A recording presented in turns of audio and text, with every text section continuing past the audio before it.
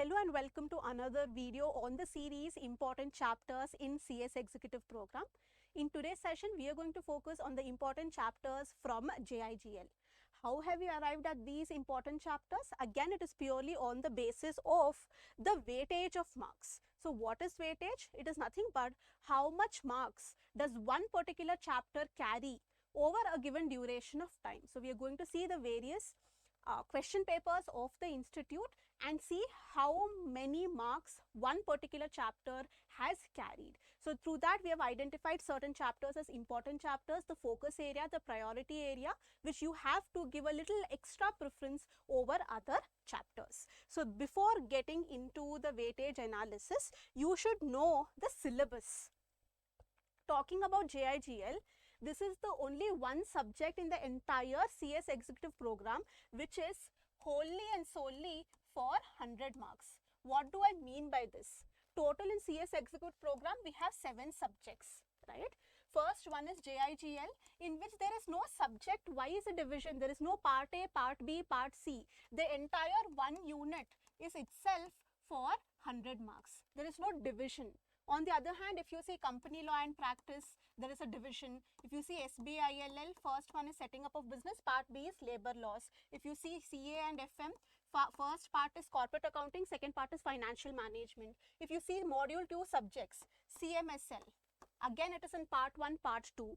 If you see ECIPL, again it is divided into 2 parts. First one is economic law, second part is intellectual property laws, and tax laws. Again direct tax and indirect tax. So all the other subjects, the level of preparation can be different, the method of preparation can be different, the techniques adopted for preparation can be different, because you can concentrate on any one part more and score marks. But that is not the case in JIGL, because the entire 18 chapters belong to the same part. There is no division. Together, all put together will carry 100 marks. So the method that you have to use for preparing for JIGL has to be different from the methods that you are going to use for any other subject. So again, in this it becomes more difficult because there is no division. You have to concentrate on each and every chapter because you don't know from where what the institute is going to ask. So on the basis of this, let's quickly analyze the weightage and identify which are the important chapters. So again, various scanners are there which provide for the information about the weightage. They have already done this work of doing the analysis for you. You can rely on the scanners, or what we suggest personally is you have to spend at least a duration of 2 hours over every subject and identify by yourself, by actually opening the old question papers by yourself. Visit the ICSI website, download the previous year question papers and do the analysis. Now you might ask, when the already work has been done by the scanners, why are you asking us to do? It is for various reasons. Firstly, you will know the type of questions that the institute is asking in a JIGL subject and also chapter wise. That is going to help you in your preparation. Second, you will learn how to interpret the questions. When you see the questions, you have to read through the question to identify from which chapter this particular question belongs. So you're giving a reading to the question. So that helps in interpretation and analysis of the question. Okay, so all this 2 hours job you might think is time consuming, it's a waste of time when we already have a ready information. Why should we not rely on it? You can rely on it. We are not questioning it. But if you are doing it yourself, it is going to have some added advantage. And this is the added advantage which will definitely help you in the exams. So we suggest that please take some time out, visit the ICSI website, download the question papers and do the analysis for yourself. But helping you, we are bringing to you the important chapters from JIGL. Again, I'm saying that we are bringing you the important chapters. That does not mean that you're going to skip the other chapters which are not important. If you want to score well, if you want to pass the exam, you have to cover the entire 100% of the syllabus, and this is the disclaimer that we are giving. You cannot skip any chapter specifically for a subject like JIGL where there is no division of the subject into various parts. So you have to study 100% of the syllabus. The only thing is you are going to prioritize the important chapters over the other chapters. You are going to focus a little extra on the important chapters. You are going to give more time to the important chapters, but you should also study the other chapters. So let's quickly first look at the important chapters on the basis of the weightage. First, we will discuss the important chapters.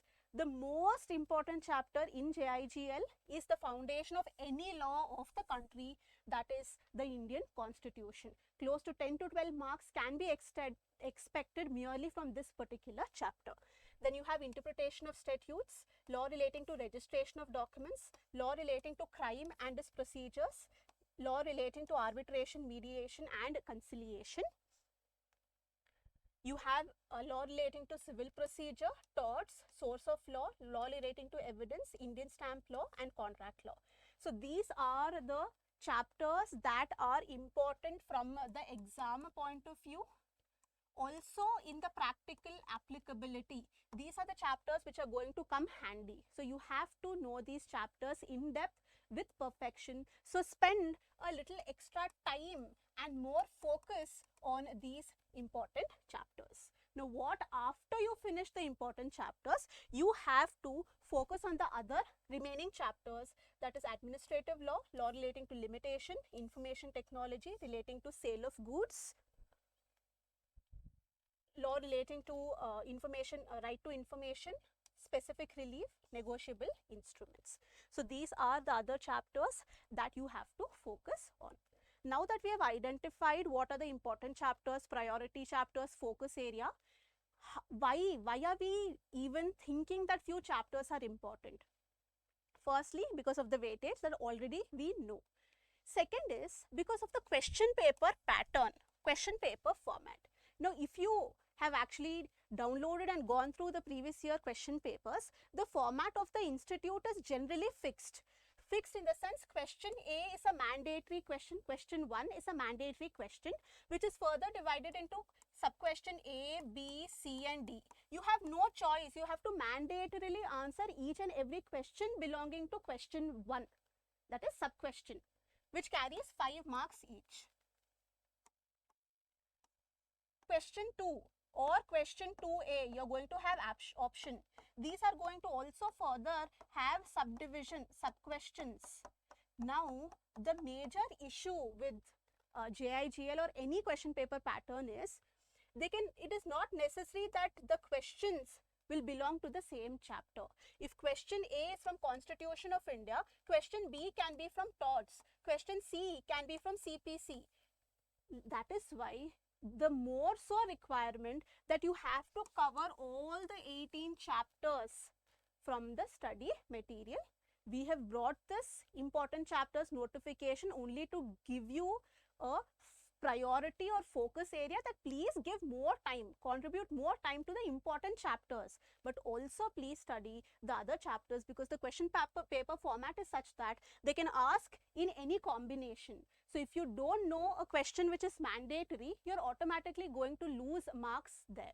So you'll not have an optional question to attempt at all. So you don't have a choice, you have to attempt. And if you don't know that entire chapter, what are you going to write? So if you want to attempt for full 100 marks, you should know the entire syllabus, all 18 chapters must be covered. And that itself, we are also saying that please study the entire syllabus before going for the exam, but certain preference should be given to the important chapters. Now, resources. How are you going to prepare? The basic foundation material has to be the ICSI book. Why is that? Because JIGL is a subject which has n number of enactments. You have Constitution, you have Limitation Act, you have Specific Relief Act, you have Registration Act, you have Stamp Act, you have CPC, CRPC, IPC.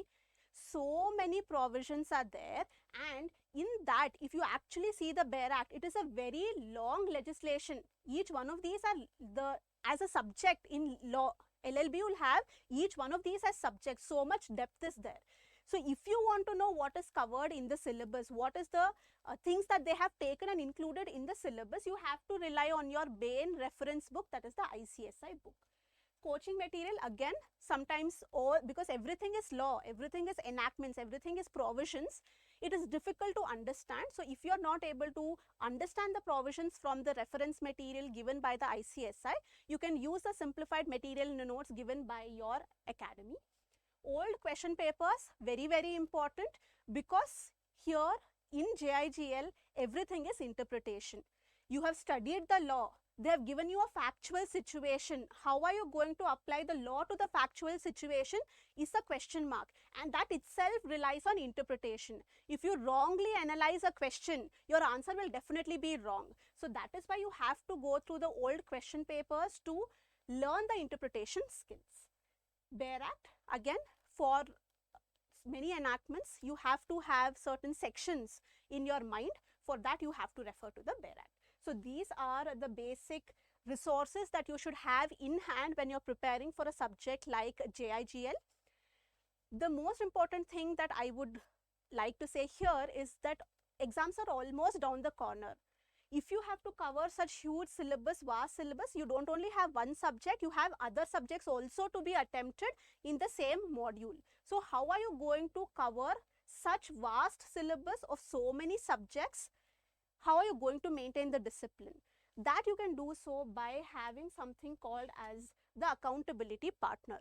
It need not be somebody who knows the subject. It need not be somebody who is your colleague, mentor. Not required. Someone from your friends, somebody from your family member, your siblings, you become accountable to them. You tell them, today from this time to this time, this is what I have to finish. This is what I have to study. This is the syllabus that I have to revise. This is the subject that I have to complete. Give them a timetable. They can follow up with you. You can be answerable to them whether you have achieved your target or not.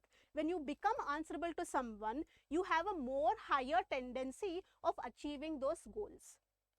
If you are talking about yourself, you say, I am answerable only to myself. No, it's okay. One target I lose, I'll make it up for in the next 2 days. Next 2 days also are going to pass by that.